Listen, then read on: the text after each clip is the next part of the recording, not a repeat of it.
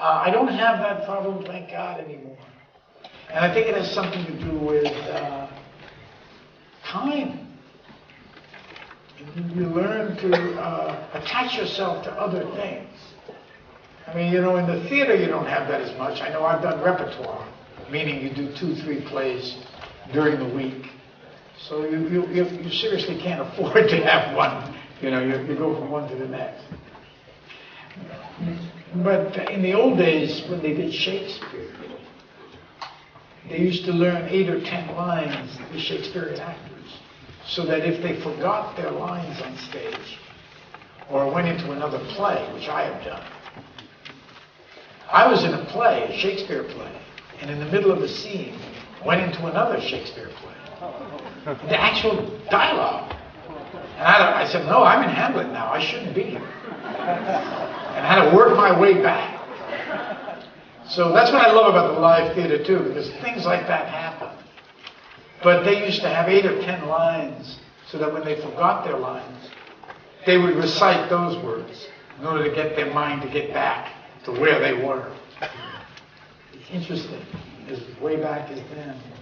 But I found that that's what helps me, is being involved, having another life besides what I do on the stage or I do all day in film. It's hard in film because you're 14 hours a day doing that stuff. And that's what I don't like about the long hours of film, frankly.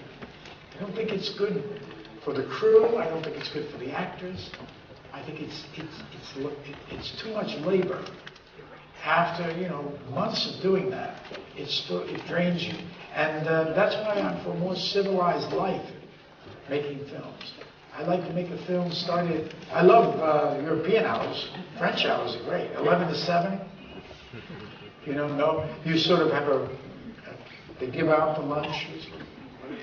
Because usually lunch, everybody comes back, so it's 3 hours before you start again anyway.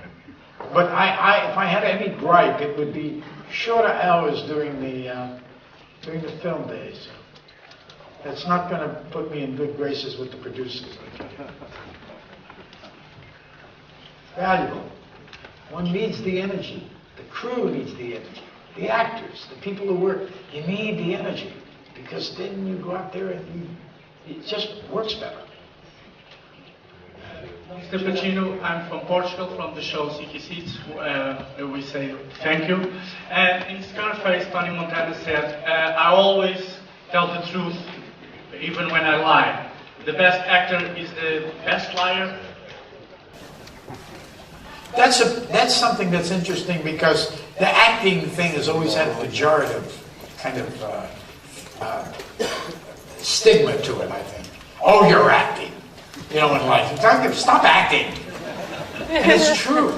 But actors, hopefully, I think, I've always said, well, no, it's quite the opposite. In life we act, but in our heart we go for the truth. I do think that. I hope that doesn't sound too pretentious.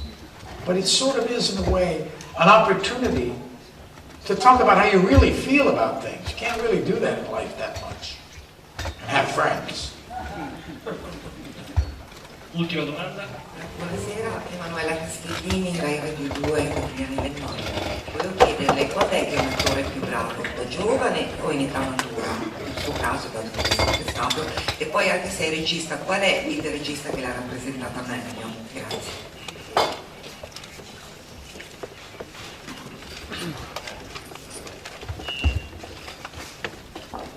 Well, the actor is inspired.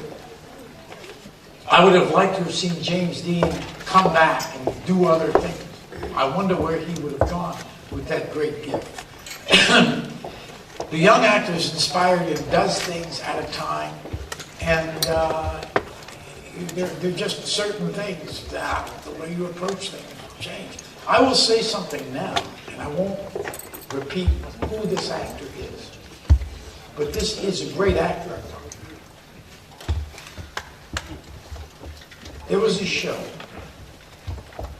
and this great actor had done a performance that was so astounding. I can only link it.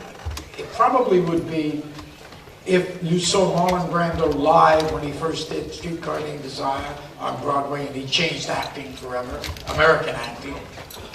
Well, this guy did that kind of thing. came after Brando, but not long after. And he was amazing, phenomenal.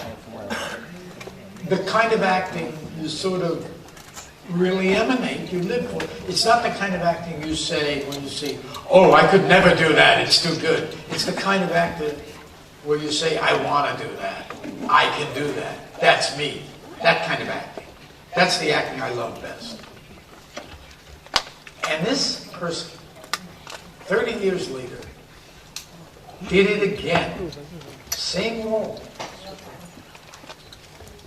He did every single thing right. Everything. Every move he worked on. Over and over, he caressed it, he massaged it.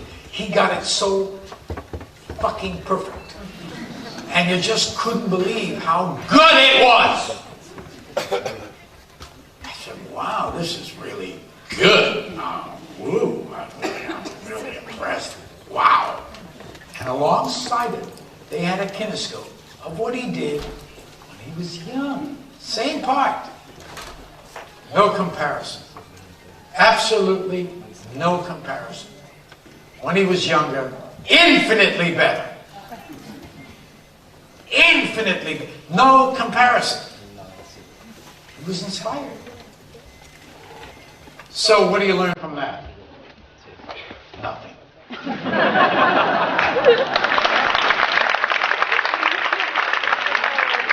Ringraziamo immensamente Pacino.